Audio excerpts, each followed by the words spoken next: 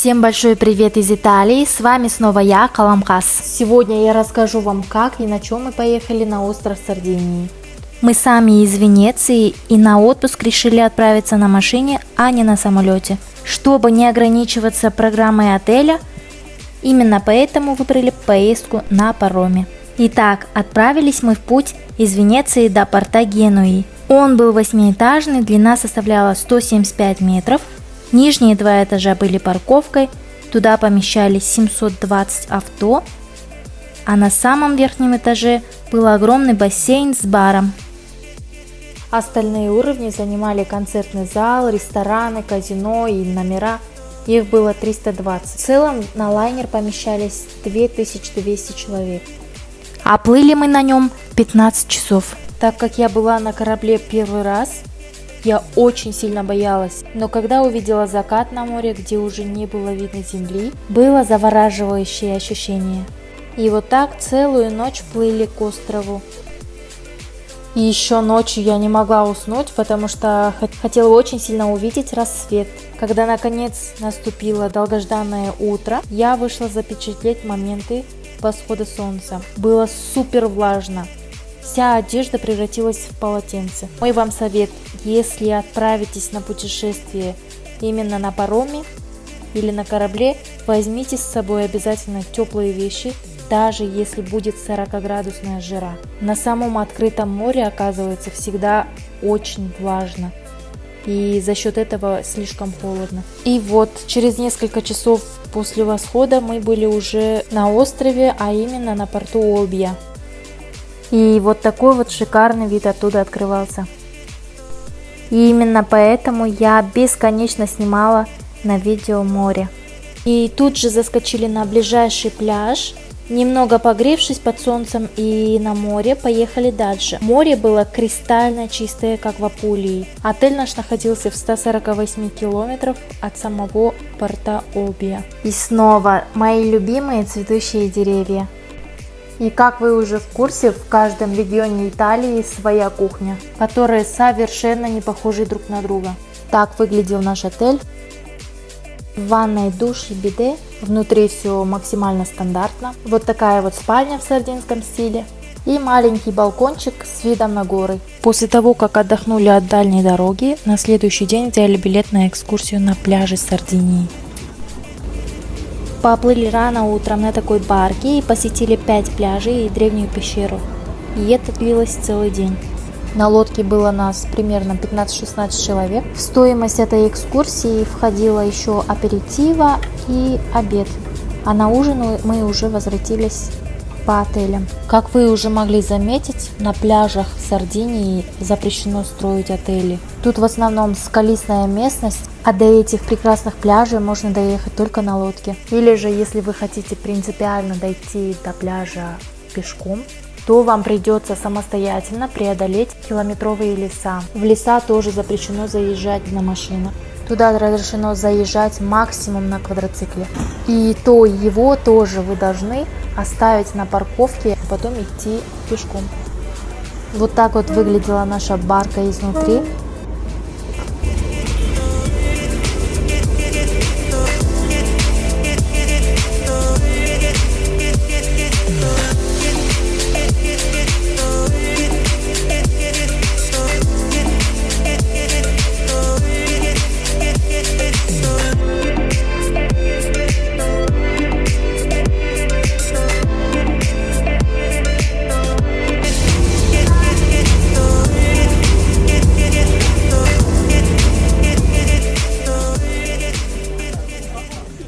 После того, как мы пообедали, нам разрешили покормить рыбок. Вот здесь вот они едят остатки креветок.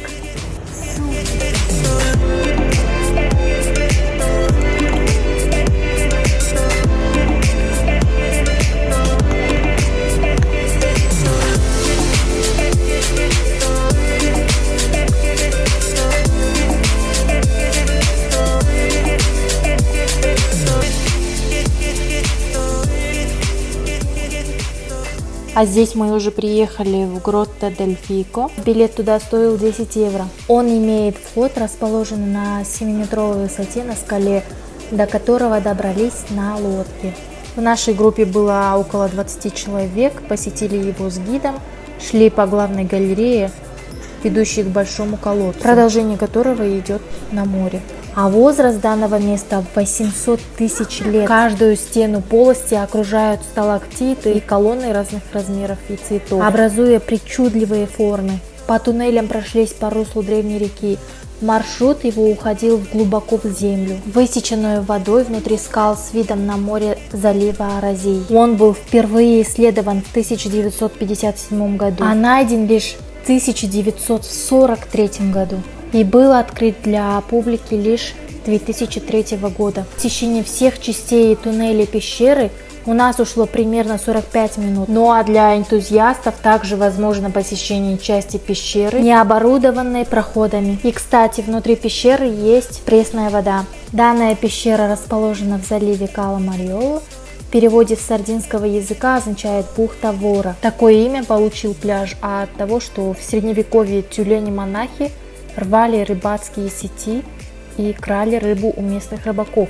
Почему я сказала именно сардинский язык, а не диалект? Кроме итальянского, на Сардинии говорят, оказывается, и на сардинском языке, который, несмотря на свой статус регионального языка Европейского Союза, постепенно уступает итальянскому. Посетили мы несколько видов пляжей. Их название Кала-Мариоло, Кала-Езули, Кала-Луна, Кала-Голорице, Spiagge dei Gabbiani. Один из них был песчаный, другой каменистый. На каждом из 5 пляжей нас оставляли на 2 часа, а потом приплывали и забирали нас в другой пляж. Здесь выдающийся подводный ландшафт, характеризующий богатой фауной и флорой. Многие профессиональные дайвинг-центры предлагают программы подводного плавания. Данное место для дайвинга считается раем для любителей подводного плавания и дайвинга. Их можно с легкостью найти в туристических центрах, а также в самом отеле.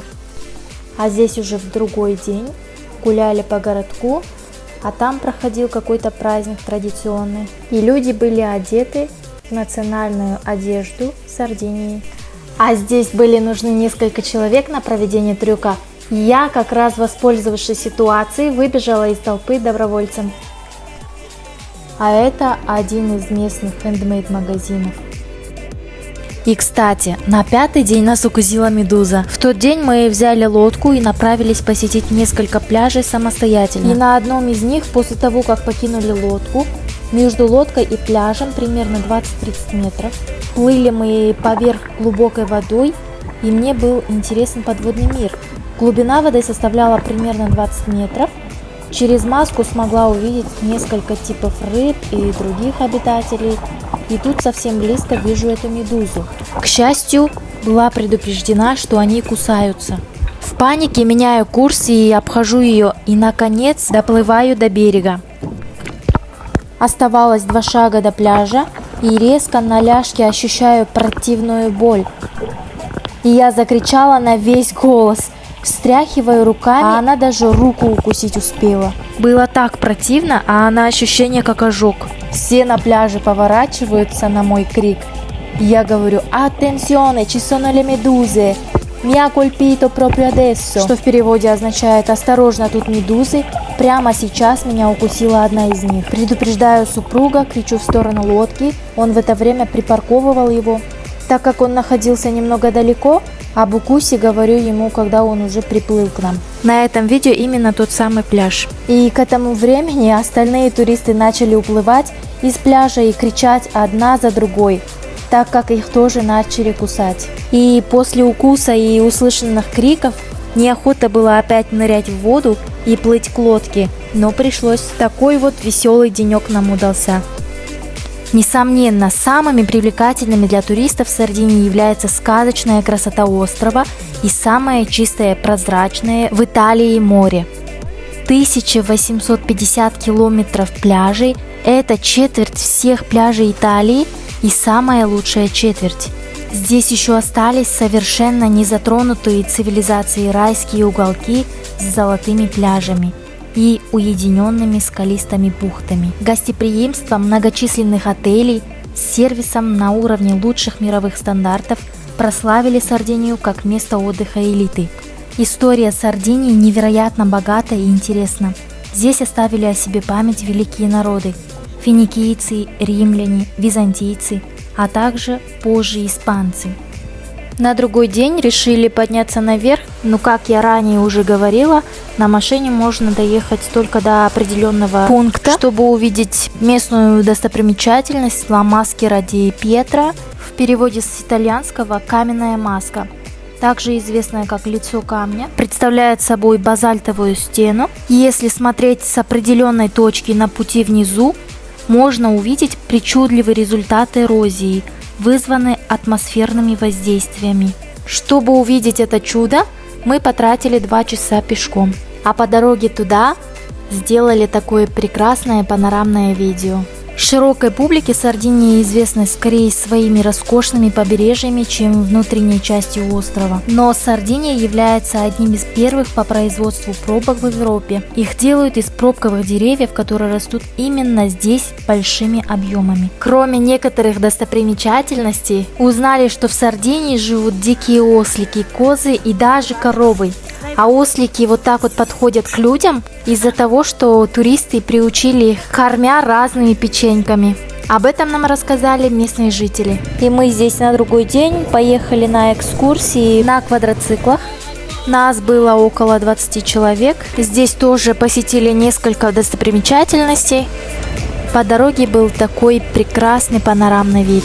Преодолели примерно 15-20 километров в одну сторону. Климат здесь умеренный, в большей части тропический. Если говорить о погоде, 150 солнечных дней в году, а 1/3 года небо покрыто тучами без всяких последствий.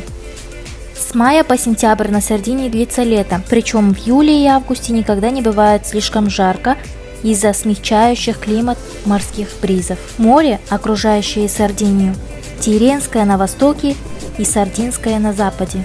Известна своей живописной береговой линией, тысячами уютных бухт, десятками малых островов и пляжами с золотым песком. Если отойти немного от курортных пляжей, даже в разгар сезона можно остаться в одиночестве в спокойной тихой бухте.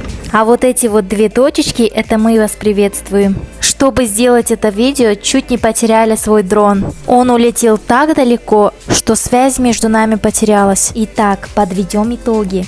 Сардиния – это поистине райское место для туристов, которые хотят погреться на солнце и отдохнуть. Кроме того, здесь предложена обширная программа водных развлечений на любой вкус. Гольф, теннис, верховая езда, водные велосипеды и скутера, прокат катеров, подводные погружения, также парусные виды спорта. Тиренское море, которое омывает Сардинию, привлекает сюда любителей подводного плавания со всего мира. Красивое дно моря и прозрачные воды прекрасно подходят для дайвинга. Сардиния покорит вас с первого взгляда своим радужным морем и теплым ласковым солнцем. Если вам понравилось видео, подпишитесь и поделитесь с друзьями. До новых встреч! С вами была я, Каламкас.